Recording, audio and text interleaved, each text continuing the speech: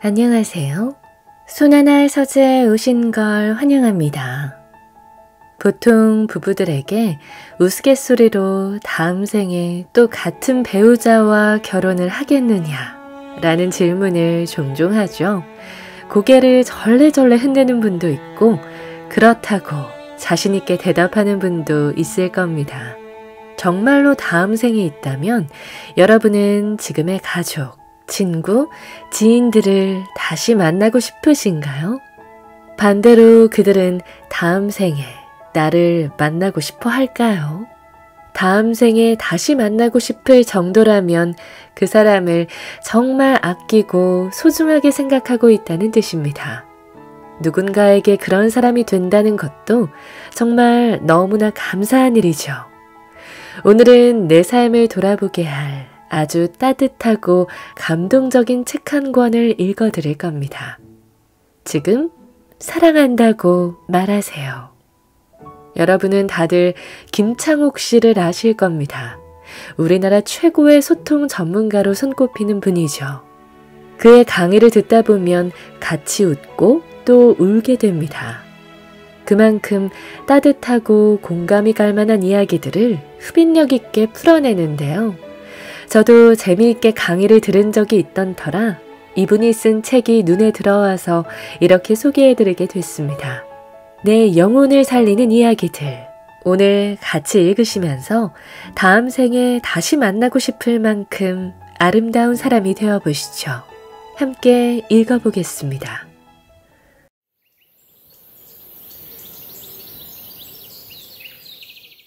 사랑 언어 번역기. 저희보다 윗세대 어른들은 사랑한다, 보고 싶다 이런 다정한 말을 잘 쓰지 않는 세상에서 살았습니다.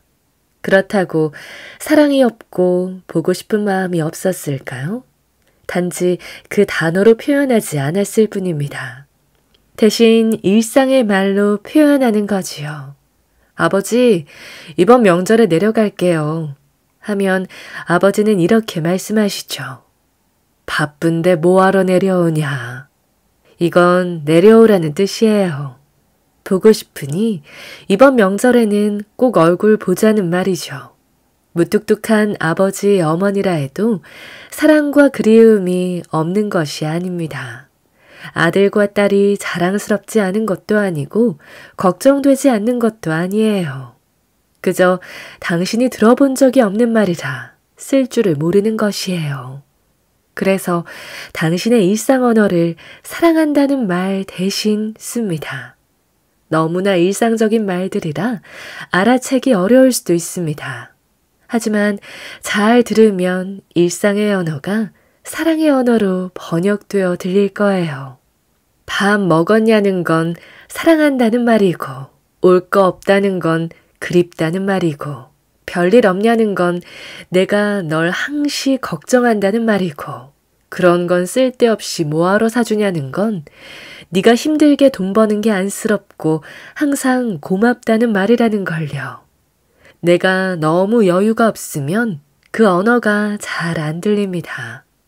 잘못 해석하고 오해하고 짜증내고 화내고 후회하기를 반복합니다.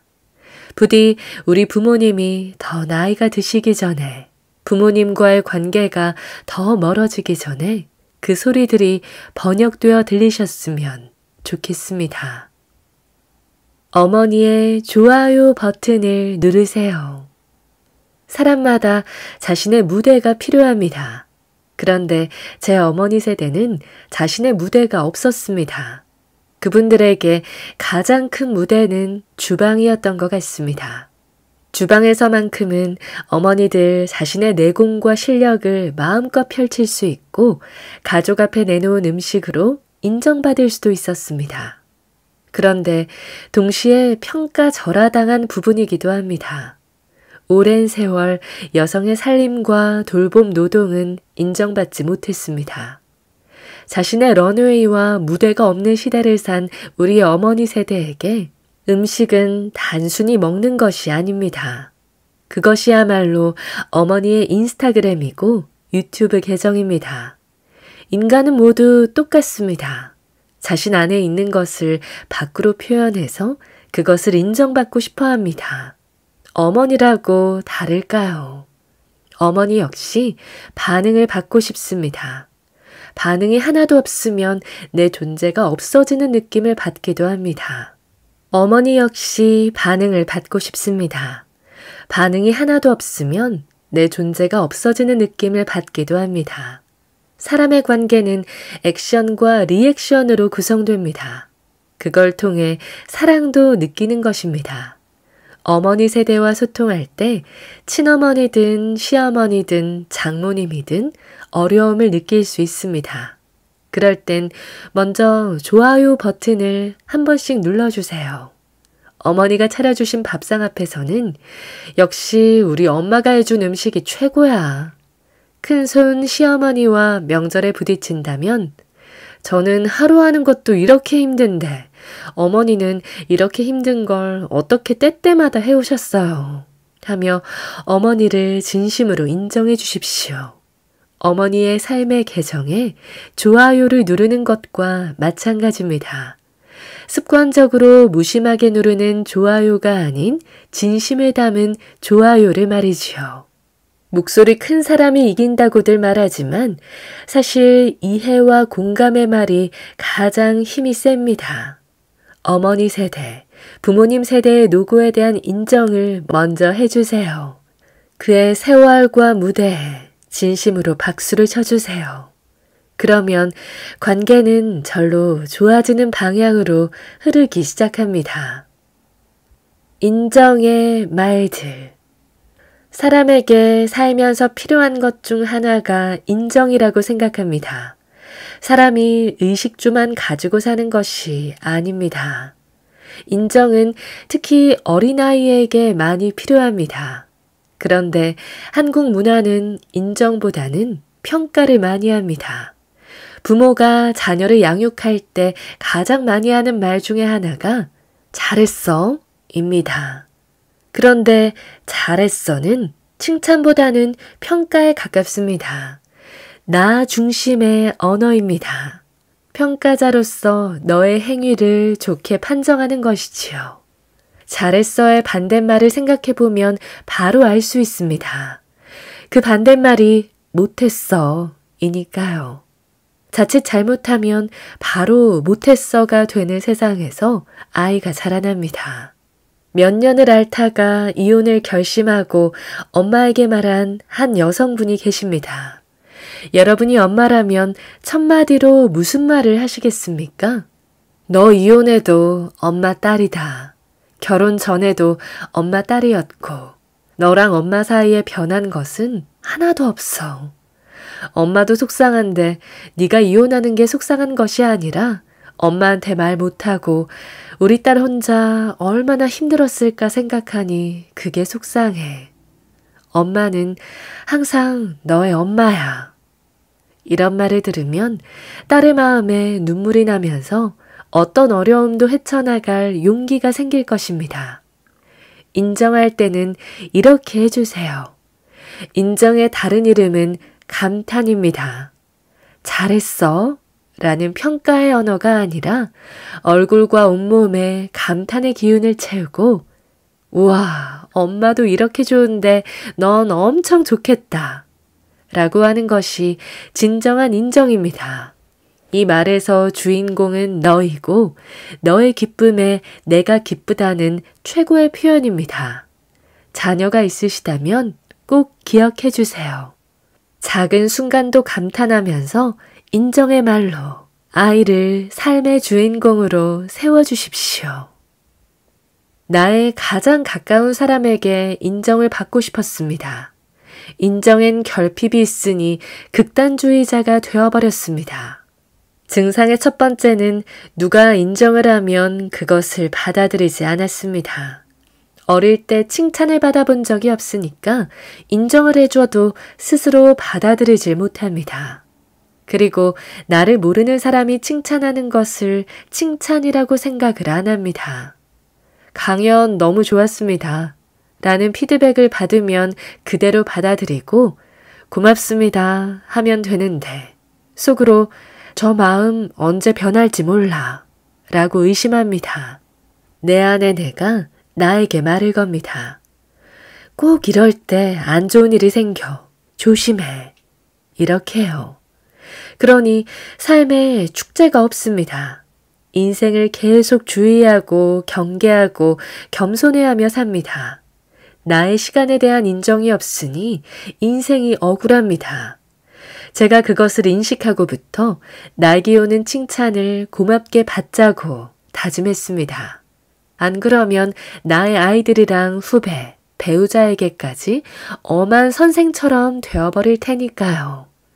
인정하지 못한 자가 인정할 수 없는 법이니까요.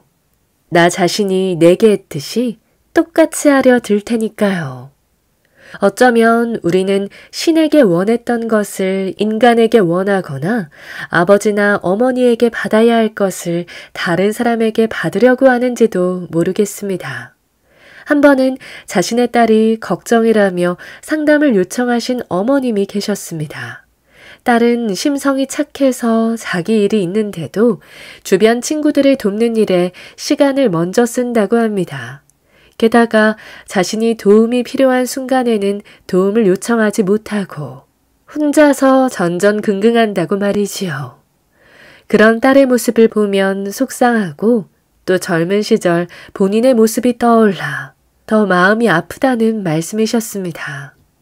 부모는 그런 것 같습니다. 자신을 닮은 자녀를 보는 마음이 흐뭇하고 기뻐야 할 것 같은데 보통은 안쓰럽고 답답하고 교정해주고 싶어집니다. 어머님은 딸에게 말씀하셨다고 합니다. 네가 친구들을 돕는 건 좋아. 더불어 사는 사회니까. 그런데 정작 너는 왜 도움을 받지 못하니? 엄마가 살아온 세월을 돌아보니 그건 결코 좋은 건 아닌 것 같아. 서로 도움을 주고받을 수 있는 관계를 형성하면 좋겠어.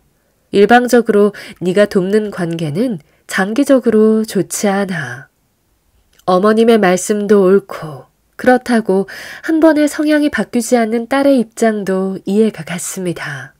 저는 어머님께 장기적인 인생의 길에서 바라볼 땐 달리 보일 것이라고 너무 속상해하지 마시라고 말씀드렸습니다. 세상에는 머리가 영리하고 계산이 빨라 필요한 것을 얼른 취하는 사람이 있습니다. 반면 셈이 느리고 늘 손해를 보는 것 같은 사람도 있습니다.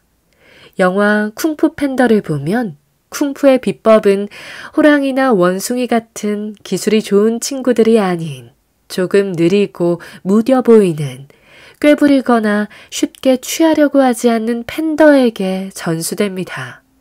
약간은 둔하고 부족하고 느려 보이는 자녀를 바라보는 양육자의 마음은 너무도 안타까울 것입니다. 과거의 자신이 그런 모습이었다면 더더욱이요. 그러나 중장기적으로는 그런 자녀가 잘 될 확률이 높습니다. 삶의 비밀을 전공법으로 체득하는 중이니까요. 여우처럼 토끼처럼 꾀를 내고 재빠르게 자신의 이득을 취하지 못한다 해도 그런 자녀를 뒤에서 믿고 지켜봐 주시면 좋겠습니다. 그리고 엄마는 너의 이런 모습이 정말 자랑스럽고 대견해 라고 말해 주셨으면 합니다. 너 잘하고 있어 라는 말보다 너 참 멋진 사람이야 라는 말로 아이의 자아 존중감을 올려주세요. 우리 삶의 비닐하우스. 일반 감귤에 비해 당도가 높고 과즙이 풍부한 한라봉, 천혜향, 레드향 같은 만감류 인기가 점점 높아집니다.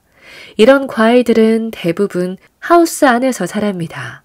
온도가 18도, 16도, 점점 아래로 내려가게 되면 나무의 잎이 우거지고 심지어 꽃도 피는데 그렇게 되면 열매가 잘 열리지 않는다고 합니다. 겉으로 보기엔 멀쩡하고 튼튼한 나무인데 열매를 잘 맺지 못하는 거죠. 대신 온도가 따뜻하게 유지되는 비닐하우스에서는 달고 맛있는 열매를 맺습니다. 너무 추운 곳에서 열매가 열리지 않는 건 사람도 비슷합니다. 물론 싫은 현실을 겪어보고 쓴맛도 봐야 성장하는 게 인간이라지만 우리에게도 비닐하우스 같은 환경이 필요합니다. 온실 속의 화초가 되라는 말이 아닙니다. 삶의 역경과 고난을 겪지 말라는 말도 물론 아닙니다. 하루에도 몇 번씩 맞닥뜨리는 크고 작은 문제들과 갈등. 그런 어려움을 겪고 나서 돌아가 따뜻하게 쉴 수 있고 잘 자라 열매 맺을 수 있는 비닐하우스가 필요하다는 의미입니다. 아직 성장하는 어린아이에게는 정서적으로 안정되어 있는 따뜻한 가정이 비닐하우스가 되어줄 것입니다. 좋은 언어를 사용하는 가정, 아이의 생각과 행동을 존중하는 분위기의 가정, 이런 곳에서 자란 아이는 달고 단단한 열매를 맺을 수 있습니다. 지금이라도 스스로 나에게 그런 비닐하우스를 만들어주면 됩니다. 좋은 책이나 좋은 영화, 푹 빠져서 시간을 보내는 취미 생활이 될 수도 있고 학교와 사회에서 만난 좋은 어른이 그런 존재가 되어줄 수도 있습니다. 혹은 종교가, 혹은 성인이 되어 새롭게 만든 가정이 나의 비닐하우스가 되어줄 수도 있습니다. 실수하고 실패해도 돌아가 회복할 수 있는 나만의 장소를 만드시길 바랍니다. 그럴 때 우리는 비로소 달고 단단한 건강한 열매를 맺을 수 있습니다. 삶에도 배움이 중요합니다. 저에게 처음으로 성악을 가르쳐준 선생님이 한 번은 이런 말을 하시더군요. 창호가, 요즘 애들은 말이야, 우리 공부할 때랑 엄청 달라졌다? 아니, 요즘은 전부 다 음악을 이어폰으로 들어. 그래서 어떤 현상이 일어나는 줄 아니? 이미 고인이 된 엄청난 대가의 소리가 유튜브에 다 있어. 그걸 이어폰으로 들어. 이어폰으로 듣는 것이 무슨 잘못인가 하시겠지만 파일로 녹음된 음은 일단 아래 음과 위 음을 깎아냅니다. 깔끔한 사운드를 내기 위해서지요. 그래서 소리에 진짜 예민한 사람은 그런 소리를 싫어합니다. 아날로그 그대로의 소리를 듣기 원하는 사람들이 있거든요. 그래서 LP판이 여전히 사랑받고 진공관 스피커에서 나오는 소리를 좋아하는 사람들이 있습니다. 소리에 아주 예민한 사람은 기계적인 소리보다 따뜻하고 아날로그적인 소리에 감동을 받지요. 소리에는 배음이라는 것이 있습니다. 특정 음이 발생할 때 그 음보다 높은 음들이 연속적으로 발생하는 현상을 말합니다. 예를 들어서 피아노에서 도를 치면 도만 생성되는 것이 아니라 그보다 높은 음들이 동시에 생깁니다. 소리에 예민한 사람은 이 배음을 느낄 수 있지요. 현장에서 음악을 들을 때 녹음된 음원보다 음이 더 풍성하다는 것을 아실 수 있을 것입니다. 그런데 요즘 대부분 음악하는 학생들이 이어폰으로 음악을 들으니 소리의 컬러만 듣고 배음은 못 듣는다는 겁니다. 선생님이 이어서 말하기를 창호가 요즘 학생들이 소리를 어떻게 내는지 아니? 엥 하고 이렇게 내. 그 컬러를 따라하려고. 너무 많이 듣는 것도 좋지 않은데 그걸 들어도 이어폰으로 들은 걸 따라하려고 하니까 자기 소리도 안 나고 울림이 없어. 음악 듣기 편해져서 음악 전공자들은 음악의 본질과 더 멀어진 것 같아. 그 배음을 들을 수가 없어. 제가 성악을 공부할 때는 유튜브도 없고 이어폰으로 듣는 것도 대중화되지 않았을 때라 수입 음반을 어렵게 구해 전축으로 듣거나 현장에 가서 듣고 감동을 받곤 했습니다. 사람은 모두 울림을 가지고 있습니다. 그런데 이 울림을 느끼려면 현장으로 나가야 합니다. 스마트폰이나 컴퓨터로 보는 것은 편리하지만 한계가 있습니다. 사람의 생생한 느낌을 다 담아내기 어렵거든요. 그래서 우리는 배음을 느낄 수 있는 현장에 가야 합니다. 강연 중 한 분이 중2 아들이 세상의 현장이 아닌 핸드폰만 보며 산다고 상담을 하셨습니다. 이런 경우가 많습니다. 핸드폰은 가상세계입니다. 그중 게임은 완벽하게 만든 가짜 세계입니다. 아이들은 살아있는 현장이 아닌 사이버 월드로 자꾸 향합니다. 왜일까요? 제가 보기엔 사이버 월드에는 액션과 리액션이 있고 내가 아이템을 선정할 수 있다는 특징이 있습니다. 아이가 주도적으로 아이템을 구입할 수 있고 아이가 특정 액션을 하면 바로 빵! 하고 즉각 리액션이 나옵니다.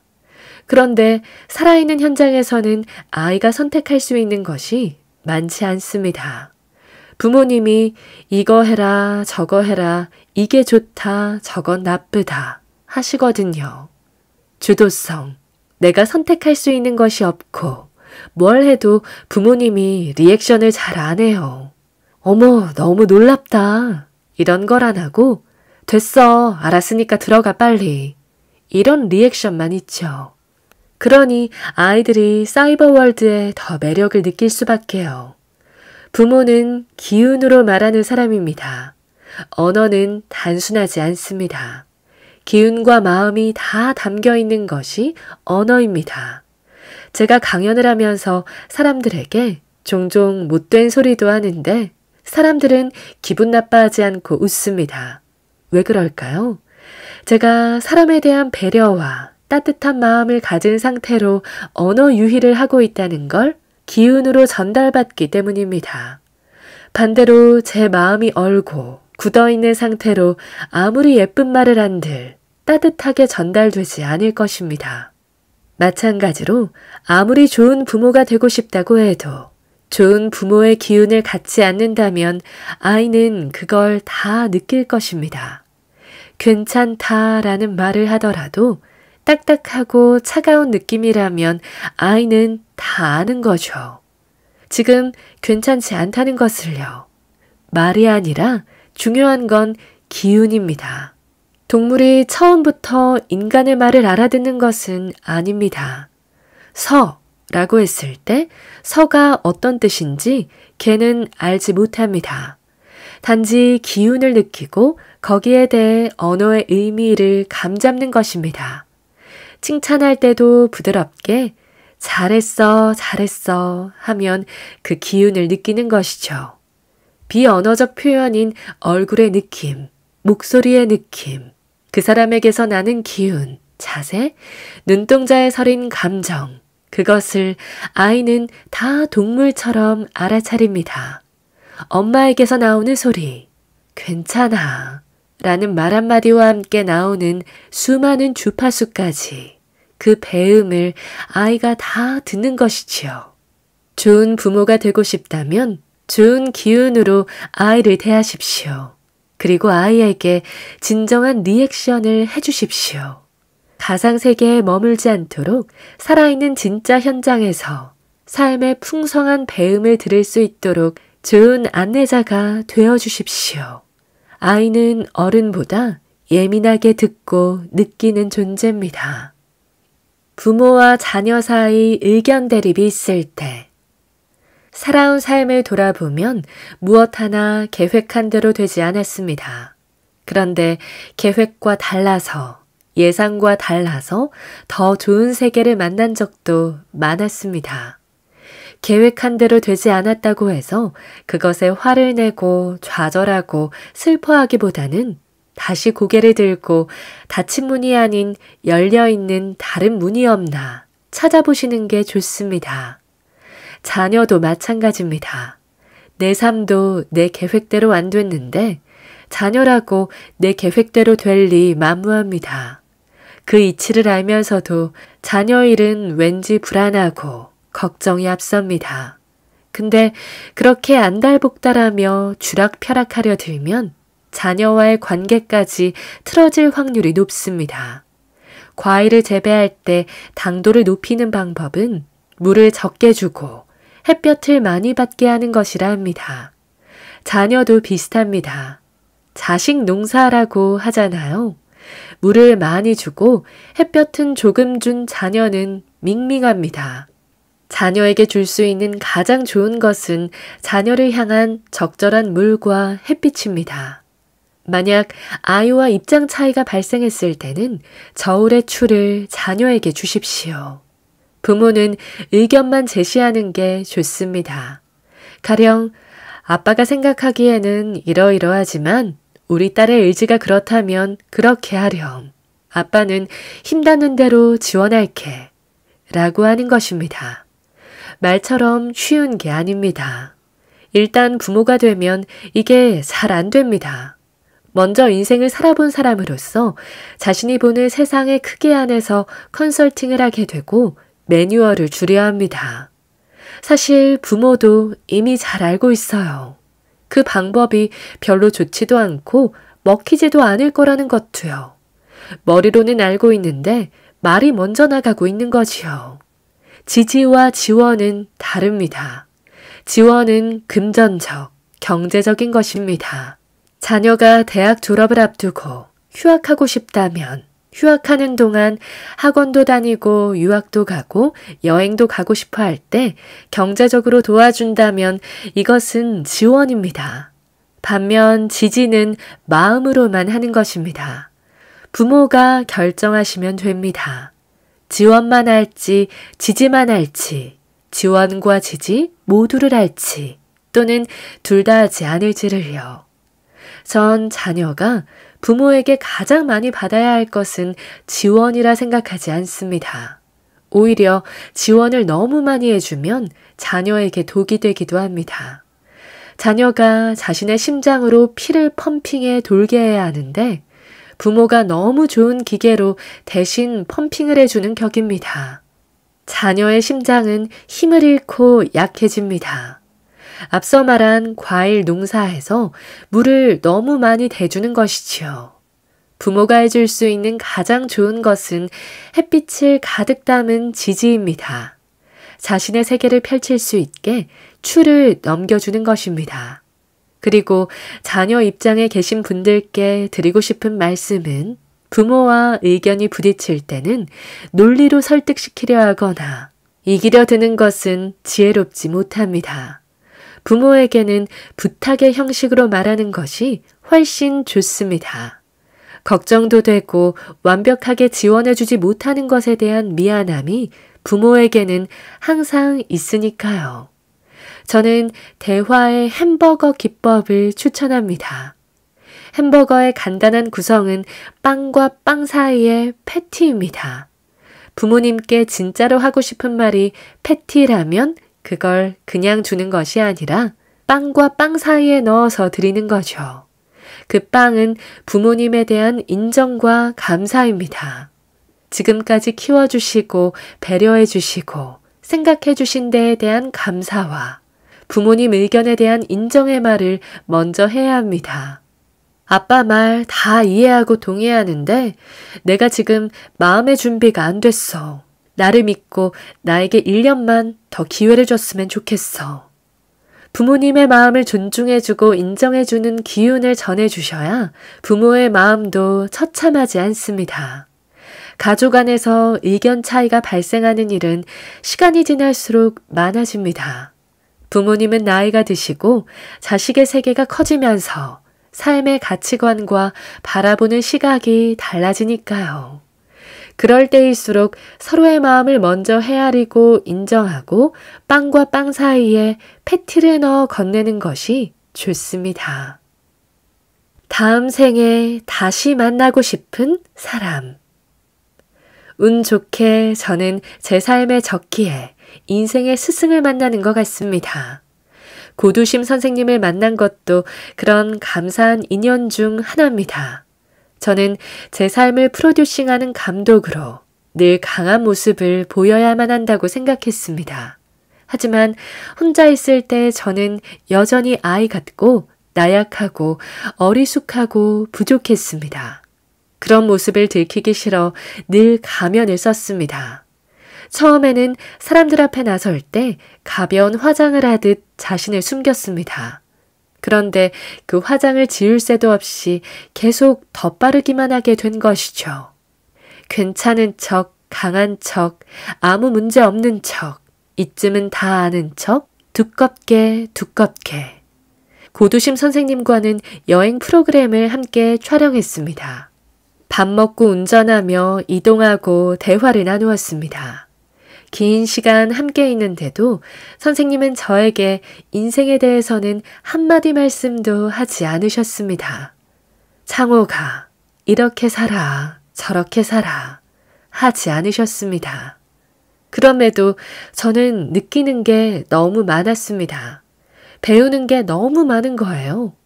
선생님은 제가 살아남기 위해 삶 자체를 너무 치열하게 대한다는 것을 알아차리신 듯 했습니다. 무대에서는 유머가 있고 웃음이 많지만 무대를 떠난 저는 늘 양미간에 주름을 잡은 채 심각하고 진지했으니까요. 선생님은 긴 말씀을 하지는 않으셨습니다. 예의 있고 조심스럽게 말씀하셨어요. 일을 조금 줄이면 좋겠다고. 선생님이 삶을 대하는 태도는 존경스러웠습니다. 인상 깊었던 말씀 중 하나는 다음 생에 다시 태어난다면 유명한 배우가 되고 성공을 해서 돈을 많이 벌고 같은 소원이 없다고 했습니다. 다만 다음 생에 다시 태어난다면 선생님의 어머니, 아버지와 어떤 인연으로라도 만나고 싶다고 하셨습니다. 저는 그런 분을 주변에서 뵌 적이 없었습니다. 선생님과 대화를 하다 보면 선생님은 부모님으로부터 좋은 언어를 듣고 정서적으로 좋은 유산을 받으셨다는 걸 알 수 있었습니다. 선생님의 어머님은 학교에 다니진 못하셨지만 지혜롭고 인자하고 항상 잔잔한 미소를 짓고 계셨다고 합니다. 제주도 출신인 고두심 선생님은 어머님 살아계실 때 제주도에 와서 촬영을 하면 어머니는 딸이 제주도에 왔으니 집에서 밥을 먹을 거라 생각하시고 밥상을 차려놓고 기다리셨다고 합니다. 전화도 변변치 않던 시절이라 촬영이 끝나고 뒤풀이까지 마치고 밤늦게 집에 돌아와 엄마, 그냥 밥 먹지 무사 기다렸을까? 하면 어머니는 새들도 고목나무에는 안 앉으니까니 하시며 웃고 말았다 합니다. 당신은 고목나무라는 것이죠. 너는 새고. 젊고 밖에서 할 일 많은 내 딸이 늙은 어미에게 오지 않는 것을 이해하신다는 것이죠. 웃으시면서. 서운해하실 만도 하고 원망하고 탓하실 만도 한데 어머니는 인자하게 웃으며 딸의 마음에 짐을 지우지 않으셨던 것이죠. 고두심 선생님은 어머님께 누구보다 좋은 교육을 받으셨다는 생각이 들었습니다. 학교에서 이렇게 살아라 저렇게 살아라 이것이 옳고 이것이 그르다 하는 교육이 아닌 살아있는 교육을 말이지요. 그런 교육을 받고 자란 딸은 다음 생이 있다면 어머니와 아버지와 어떤 인연으로라도 다시 만나고 싶은 게 내 인생 최고의 소원이다 라고 말하고 있었습니다. 저는 저의 아이들에게 어떤 아버지로 기억될까요?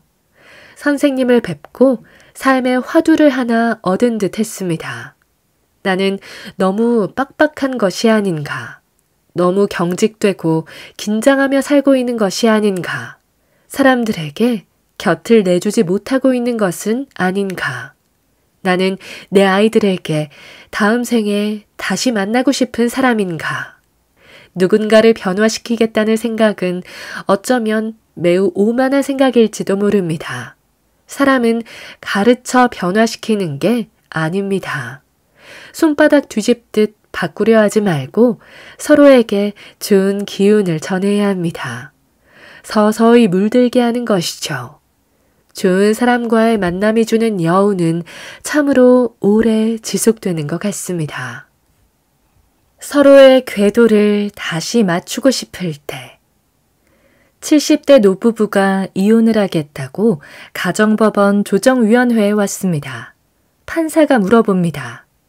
할머니, 이렇게 오래 함께 사셨는데 지금에서 왜 이혼을 하세요?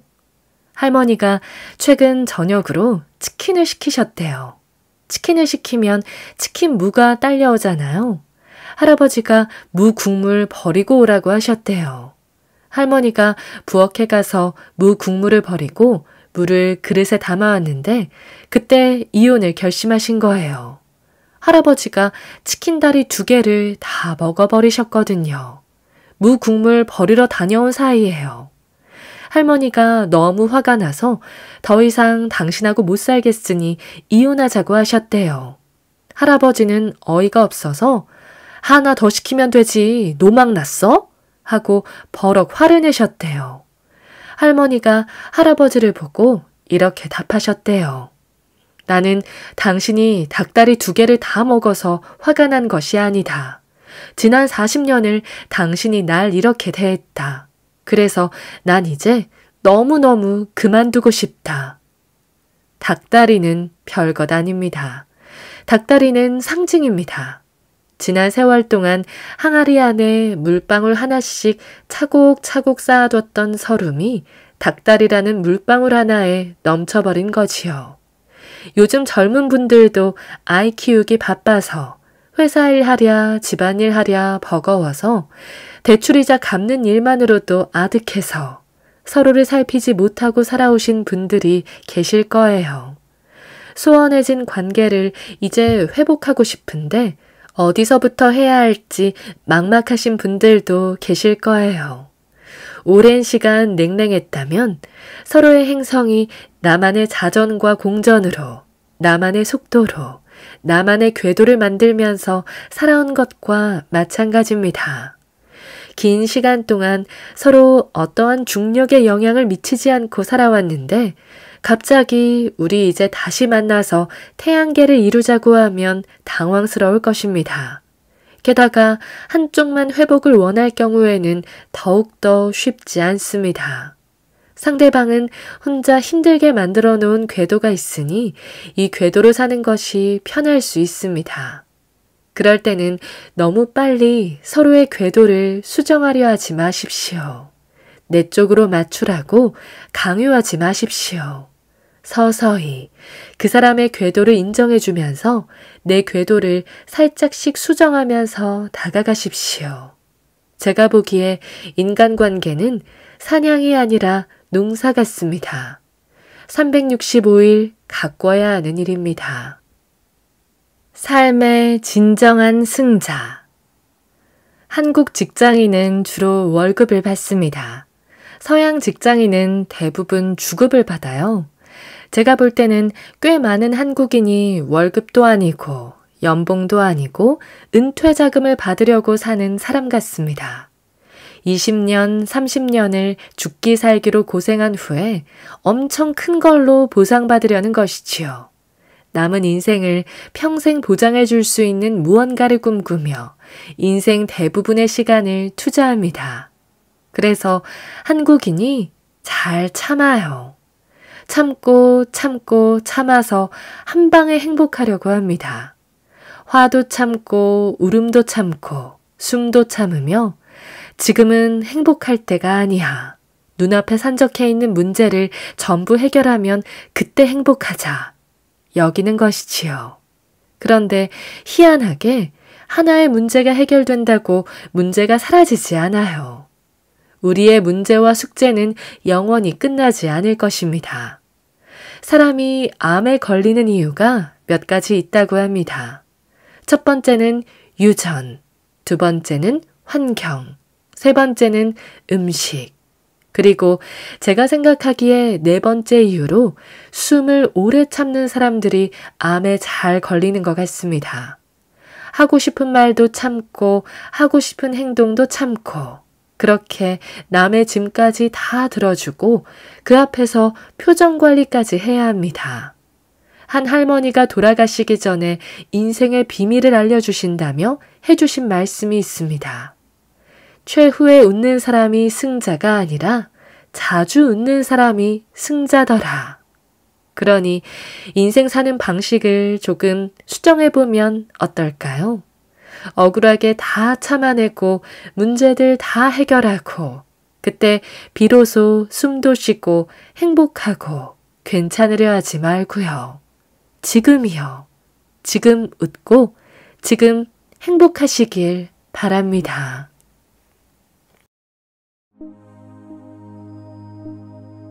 오늘 저와 함께한 시간 어떠셨나요? 편안한 시간이 되었길 바라며 또 들러주시길 기다리겠습니다.